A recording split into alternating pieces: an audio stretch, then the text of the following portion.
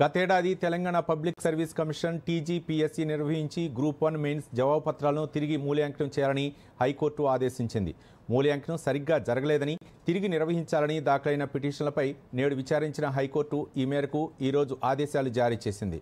Mains పరీక్షలు రాసిన అభ్యర్థులందరి జవాబు పత్రాలను రీవాల్యుయేషన్ చేయాల్సిందేనని ఆదేశించింది.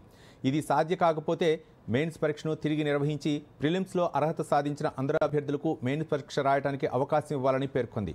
ఈ ప్రక్రియ మొత్తం 8 నెలల్లో పూర్తి చేయాలని హైకోర్టు ఆదేశించింది.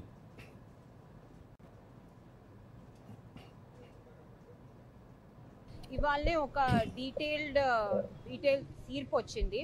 జూలైలో డీటెయిల్గా వాగ్వివాదాలు జరిగిన తర్వాత చాలా కాలం తర్వాత ఇవాళ ఒక detailed honourable judge has decided that the general ranking list as well as the selection list దాన్ని సెట్ అసైడ్ చేస్తూ రీవాల్యుయేషన్కి డైరెక్షన్స్ ఇచ్చారు.